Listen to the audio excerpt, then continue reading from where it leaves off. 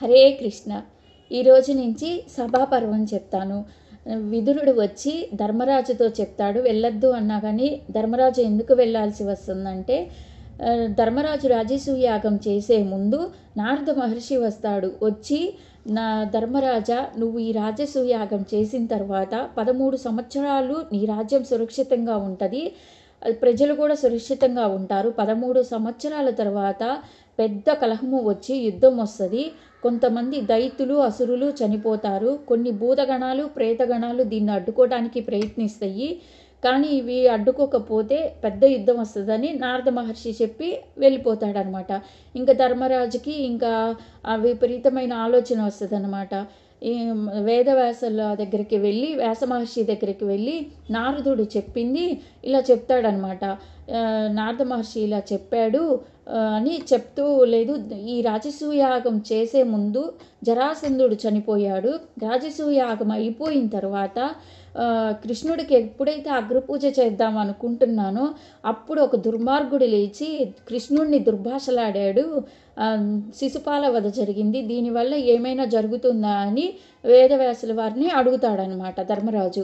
అప్పుడు వ్యాస మహర్షి చెప్తాడు, ఖచ్చితంగా జరుగుతుంది, పెద్ద యుద్ధం వస్తుంది, అక్షయం వచ్చి కొంతమంది జనులు చనిపోతారు, అది నీ వల్లే జరుగుతుంది, నీ వల్లే ఈ యుద్ధం వస్తుందని వ్యాస మహర్షి చెప్తాడనమాట.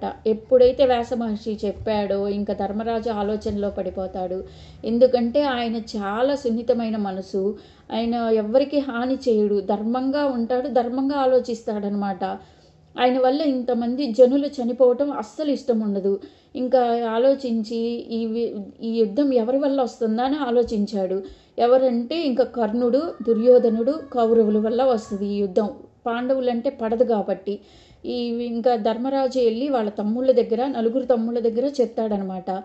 నారద మహర్షి చెప్పింది, వ్యాస మహర్షి చెప్పింది, ఈ రెండూ చెప్పి వాళ్ళ వల్ల ఎవరైతే మనకి శత్రువులు ఉన్నారో వాళ్ళ నుంచి మనము దుష్టులకి దూరంగా ఉండాలంటారు కదా, వాళ్ళ నుంచి మనం ఏమైతే దూరంగా ఉండి వాళ్ళకి కోపం రాకుండా, వాళ్ళు ఏమన్నా సరే మనం ప్రశాంతంగా ఉండాలి, కోపపడకూడదు అని శపథం చేస్తాడనమాట ధర్మరాజు. నలుగురు తమ్ముళ్ళకు కూడా అదే చెప్తాడు. మనం రాజ్యాన్ని మనం పరిపాలించుకుందాం, ధర్మంగా పరిపాలించుకుందాము అని ధర్మరాజు చెప్తాడు. వాళ్ళతో గొడవ పెట్టుకోకుండా మనం ధర్మ పరిపాలన చేసుకుందామని నలుగురు తమ్ముళ్ళకి చెప్తాడనమాట. ధర్మరాజు ఏది చెప్తే వాళ్ళు నలుగురు తమ్ముళ్ళు అదే వింటారనమాట. సరేనని చెప్తారు.